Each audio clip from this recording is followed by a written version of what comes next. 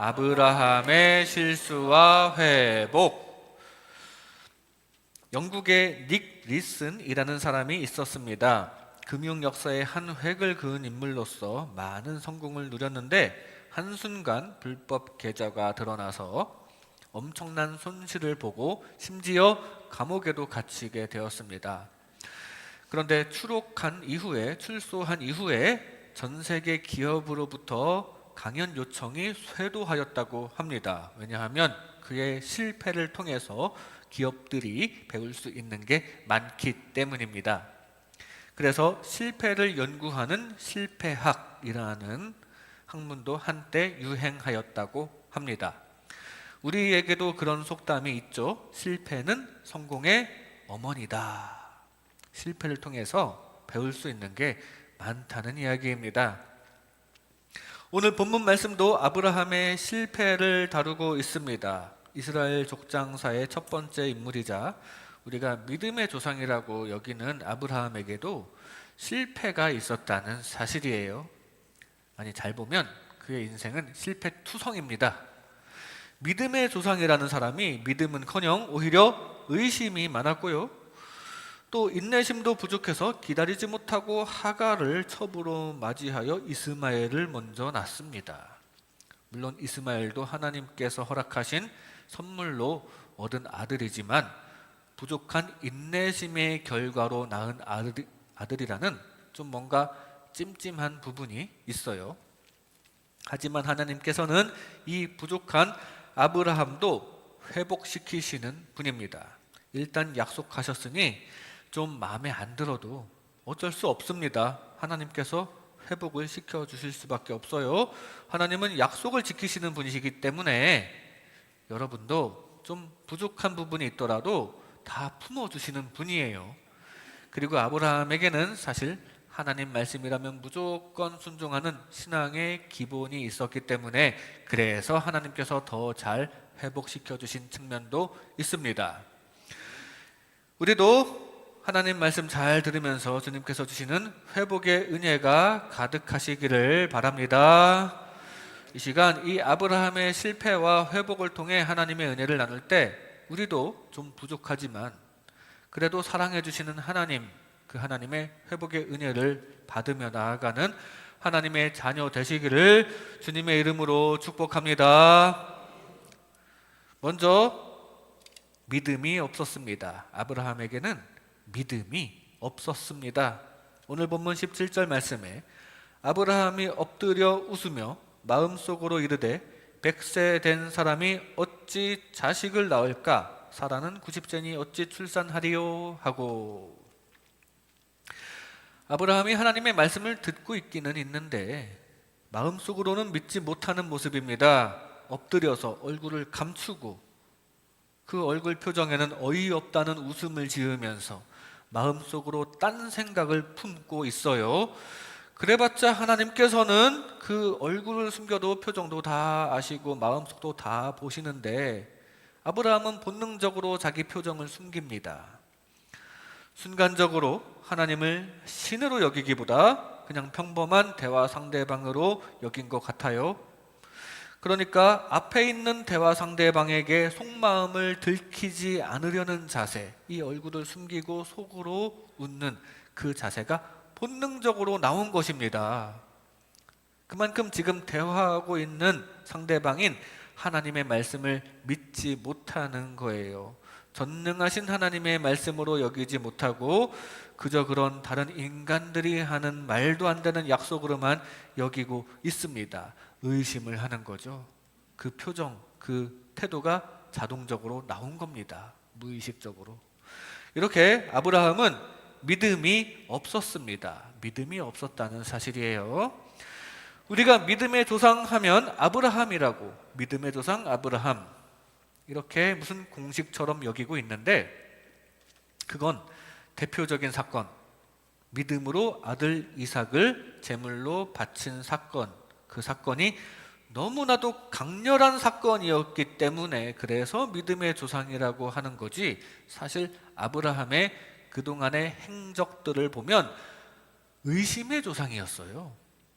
아브라함과 그 가정이 한 번은 그랄이라는 곳에서 살게 되었습니다. 그런데 아브라함은 그랄 왕에게 자기 가족을 소개하면서 아내 사라를 누이라고 소개를 합니다. 아내라고 소개하지 않고 누이라고 해요.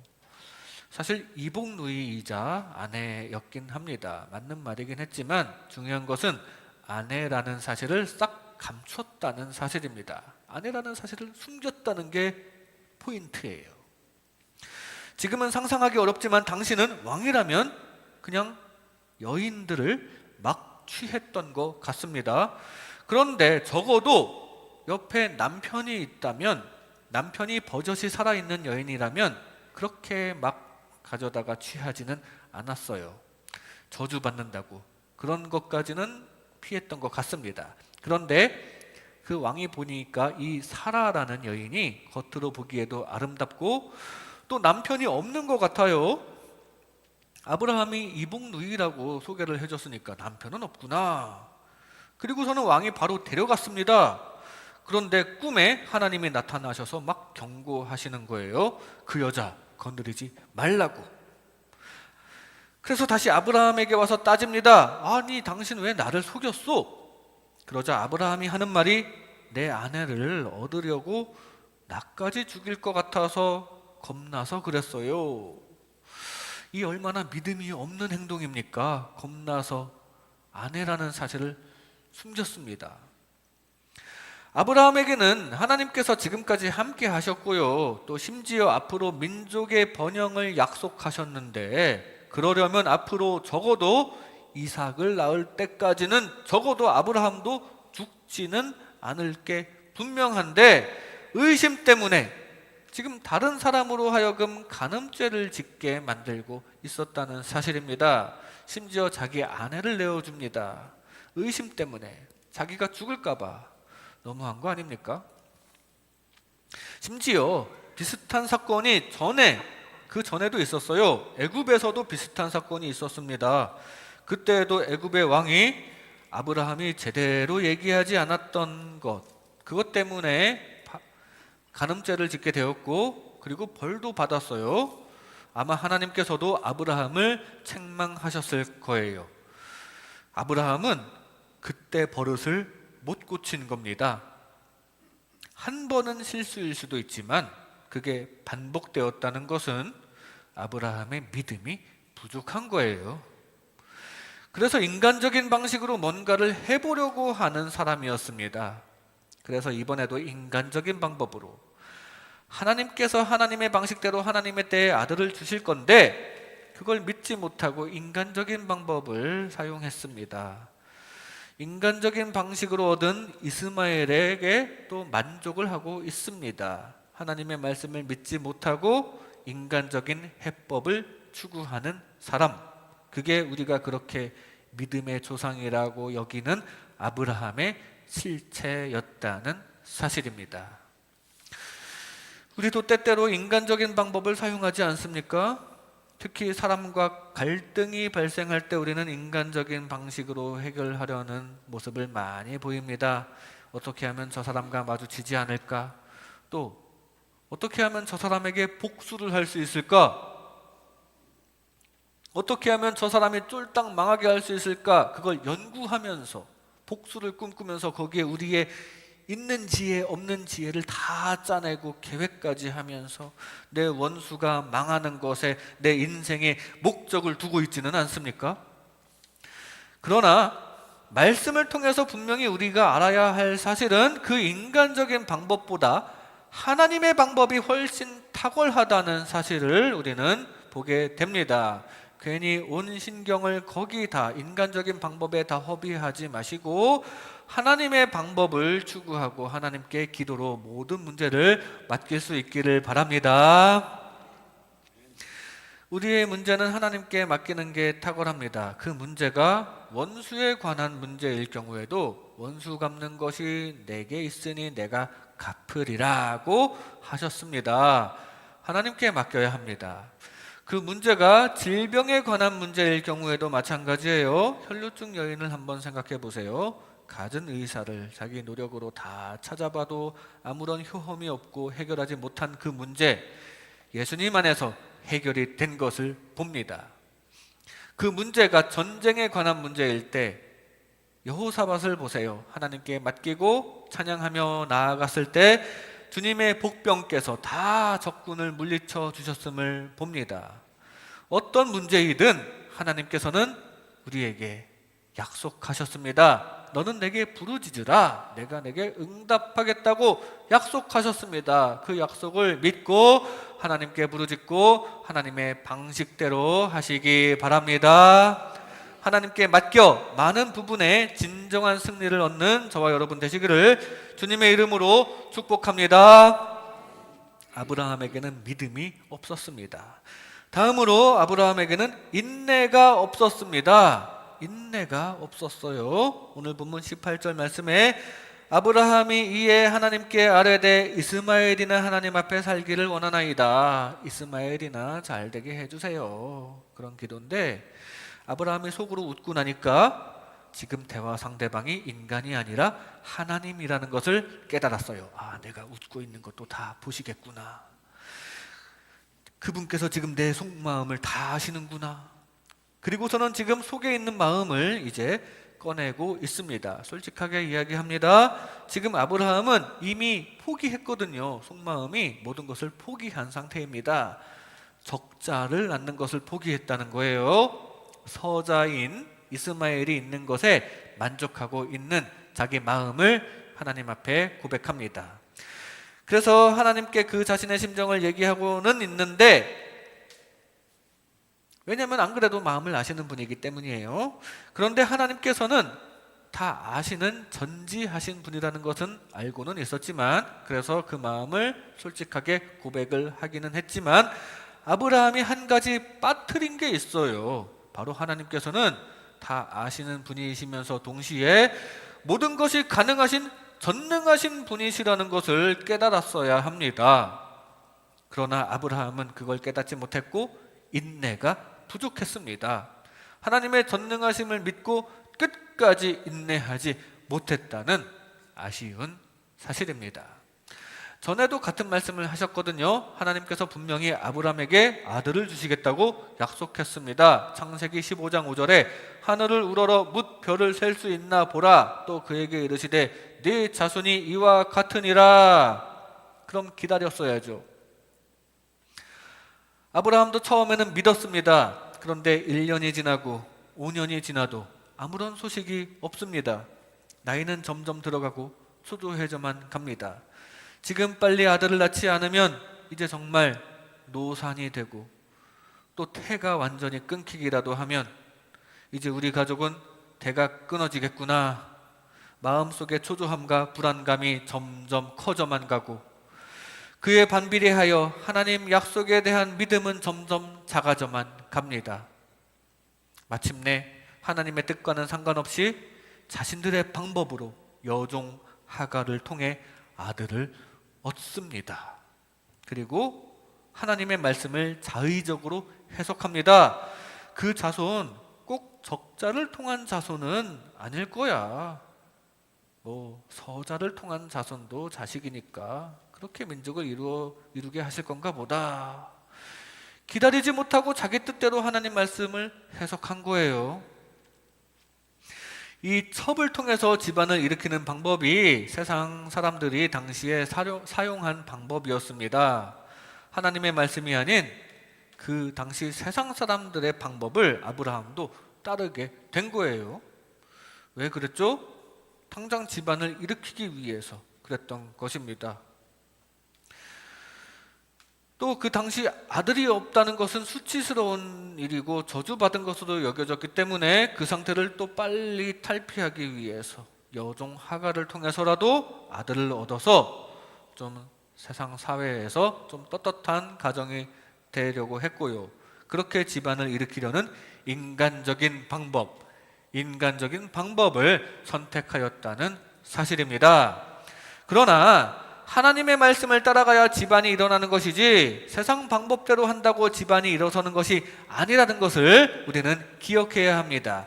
하나님의 방법대로 하는 것이 때로는 어렵고 힘든 길이라 할지라도 또 앞이 보이지 않는 기약 없는 인내의 길이라 할지라도 그것이 진정한 축복의 길이요 진짜 집안이 서는 길임을 우리는 명심해야 할 것입니다. 하나님의 뜻, 하나님의 말씀을 믿고 끝까지 인내하시기 바랍니다. 그런데 인내하지 못하고 기다리지 못하고 세상 방법대로 했더니 어떻게 되었습니까? 집안이 일어나기는커녕 집안에 풍파가 찾아옵니다. 그 풍파, 외부에서 닥친 풍파가 아니에요. 내부에서 발생한 풍파입니다. 바로 당사자 사라와 하갈 사이에 갈등이 생깁니다. 여종 하갈이 먼저 임신을 했어요. 그리고 자신의 주인이라고 하는 사라는 임신을 못해서 쩔쩔매하고 있습니다. 종이지만 그래도 인간인지라 자기도 모르게 주인을 깔봤을 수도 있고요. 또 오해도 있을 수도 있습니다. 결국 둘 사이에 갈등이 발생하게 된 것입니다. 한자 중에 편안할 안자를 보면 어떻게 생겼습니까? 집을 상징하는 이 간머리 밑에 계집 여자가 하나가 딱 있는 게 편안할 안자입니다. 하나가 있어요. 하나. 그런데 한 집안에 두 여자가 있으니 그 편안함이 싹 사라지게 되는 거죠. 하갈이 임신하기 전에는 하갈은 여자라기보다는 종에 가까웠습니다. 그런데 임신한 이상 하갈도 엄연히 그 집안의 여자가 된 거예요. 그렇게 여자가 둘인데 그 두 여자 중에 하나가 임신을 하면 아브라함 입장에서는 그래도 임신한 여자에게 뭐라도 더 잘해주게 되지 않을까요? 사라는 그 꼴을 보고 또 참지 못하고 화를 냅니다. 아브라함에게 분노를 해요. 이게 다 당신 잘못이에요. 아브라함도 거기에 지지 않습니다. 그럼 당신 마음대로 하세요. 사라는 진짜 마음대로 하갈을 학대를 합니다. 그리고 하갈은 견딜 수 없어서 도망을 가게 됩니다. 이게 집안을 세우기 위해서 시작한 일이었어요. 집안을 세우겠다고. 그런데 결과는 집안이 무너졌습니다. 세상 방법대로 집안을 일으키려고 했는데 집안이 무너졌어요. 하나님의 방법을 인내함으로 기다리지 않았더니 집안이 무너졌다는 사실입니다. 우리는 그러지 않기를 바랍니다. 하나님의 방법을 믿고 끝까지 인내하여 하나님 안에서 늘 승리하시기를 바랍니다. 여러분 각자의 집안, 각자의 삶이 서시기를 주님의 이름으로 축복합니다. 외국인들이 우리나라 말 중에 가장 잘 아는 단어가 있죠. 빨리빨리라는 단어라고 합니다. 한국 사람이 특히 인내를 잘 못하는 것 같습니다. 그래서 뭔가 한번 실패를 해도 정말 큰일 난 것처럼, 실패 한 번 하면 인생이 끝난 것처럼 여기는 경우가 많아요. 여러분 만약에 무슨 중요한 시험에 떨어지기라도 하면 하나님의 때가 있겠지 하면서 계속 다음에 도전하시면 됩니다. 그때 한번 시험 망친 게 인생의 끝이 아니라는 사실이에요. 하나님의 때를 기다리고 믿음으로 인내할 수 있기를 바랍니다. 갈라디아서에서 아브라함의 두 아들을 이렇게 표현합니다. 이스마엘은 육체를 따라 나왔고 이삭은 약속으로 말미암아 얻었다고 갈라디아서에 증거합니다. 하나님은 그 약속을 이루시는 분입니다. 그리고 그 계보에서 예수 그리스도가 나셨고 약속대로 우리를 구원하신 줄로 믿습니다. 그 약속 끝까지 믿고 인내하시기 바랍니다. 지금 아무 응답이 없는 것 같아도 하나님께서 우리 기도 들으시고 계심을 믿으시기 바랍니다. 약속의 하나님께서는 하나님의 때에 반드시 문제를 해결해 주실 것입니다. 지금은 눈에 보이지 않아도, 눈에 보이는 거 없어도, 변화되는 거 없어도 보이지 않는 하나님께서 우리의 인생을 인도하시고 우리의 손을 친히 붙잡아 이끄시고 있습니다. 우리의 삶을 주님에게 맡기고 찬란하게 우리를 인도하실 것을 믿고 기다릴 줄 아는 저와 여러분 되시기를 주님의 이름으로 축복합니다. 아브라함에게는 인내가 없었습니다. 마지막으로 순종이 있었습니다. 아브라함에게는 순종이 있었습니다. 오늘 본문 뒤에 있는 23절 말씀에 이에 아브라함이 하나님이 자기에게 말씀하신 대로 이날에 그 아들 이스마엘과 집에서 태어난 모든 자와 돈으로 산 모든 자 곧 아브라함의 집 사람 중 모든 남자를 데려다가 그 포피를 베었으니, 그래도 아브라함에게는 하나님의 말씀에 순종하는 기본적인 자세가 있었습니다. 하나님의 말씀대로 순종하는 것이 신앙의 기본인데, 아브라함이 인내심 측면에서 조금 아쉬운 게 있었어도, 그래서 의심 때문에 믿음도 조금 흔들리는 게 있었어도, 그래도 이 신앙의 근간이 흔들리지 않았던 건 기본적으로 하나님 말씀 잘 들었기 때문입니다. 이렇게 아브라함에게는 순종이 있었습니다. 그리고 그 순종이 믿음을 더 강하게 만들었습니다. 우리도 하나님 말씀 잘 들음으로써 순종으로 더 강한 믿음, 더 강한 인내를 얻으시기를 바랍니다. 우리는 방금 아브라함의 이 믿음이 없는 장면을 꼬집어서 살펴봤습니다. 그런데 그 아브라함을 우리가 흔히 믿음의 조상이라고 여기도록 하는 그 계기가 있는데, 바로 이삭 번제 사건이 그 아브라함을 믿음의 조상으로 만들었어요. 그게 컸습니다. 워낙 엄청난 사건이었기 때문에 그거 하나로 과거의 아쉬운 거 다 상쇄가 되고 아브라함은 믿음의 본보기가 된 것입니다. 그런데 그 이삭 번제 사건이 어떻게 가능했겠습니까? 바로 순종에 의해서 그게 가능했다는 사실이에요. 하나님께서 이삭을 번제로 바쳐라, 그 명령, 그 말씀에 아브라함은 즉각 순종했기 때문이에요. 순종이 큰 역할을 한 것입니다. 하나님 말씀대로 하면 결국 가장 좋은 것으로 이끄시겠지 하는 믿음이 깔려 있었지만, 사실 그냥 바로 말씀하시는 대로 더 고민하지 않고 아브라함은 단순히 순종했던 것입니다. 이 순종이 믿음이 되고 그 순종이 축복으로 연결되었던 것을 기억하시기 바랍니다. 아브라함은 오늘 본문 말씀 중에 지금도 하나님의 말씀을 믿지 못하고 있는 중입니다. 엎드려 웃으면서 하나님, 제 아내가 지금 나이가 몇인데 지금 무슨 아들입니까? 속으로 그렇게 생각하면서 이스마엘이나 복을 주세요 하고 있습니다. 하나님의 말씀을 믿지 못하고 있었지만 그래도 하나님께서 시키시는 명령은 그대로 순종하는 것을 봅니다. 그래도 하나님께서 하신 말씀대로 하고 있어요. 하나님 말씀대로 할 일을 행하지 않습니까? 하나님께서 아들을 주시겠다는 약속은 지금 못 믿겠지만 그러는 와중에도 말씀대로 순종하고 있는 중입니다. 아브라함은 이렇게 하나님 말씀대로 순종하는 게 몸에 밴 사람입니다. 그리고 거기에 믿음과 축복이 더하여졌다는 사실을 기억하시기 바랍니다. 가나의 혼인잔치에서 하인들은 예수님의 말씀에 순종을 아주 잘한 본보기가 됩니다. 연회장에 포도주가 떨어져서 난리인데 지금 예수님께서 항아리에 물을 부어서 갖다 주라고 말씀하십니다. 조금만 깊이 생각해보고 따져보면 사실 그건 말이 안 되는 것 같아요. 황당하기까지 한 그 말씀, 포도주가 떨어졌는데 물을 채워서 갖다 주라는 게 지금 사람 놀리는 것 같을 수도 있습니다. 그런데 이 하인들은 깊이 생각하지 않았습니다. 따져보지 않았어요. 그냥 예수님의 말씀대로 했습니다. 그랬더니 거기에 응답이 주어진 것입니다. 넘쳐나는 양질의 포도주로 싹 변하는 기적 가운데 걱정이 가득했던 잔치자리는 이제 기쁨만 가득하게 되었다는 사실입니다. 그런데 중요한 것은 이게 바로 순종에 기인한 일이었다는 것, 그걸 반드시 기억해야 할 줄로 믿습니다. 성경에 나오는 잘된 사람들은 사실 다 하나님께 순종을 잘 하던 사람들입니다. 다윗도 하나님께 묻고 하나님께서 말씀하신 대로 해왔던 사람이고요.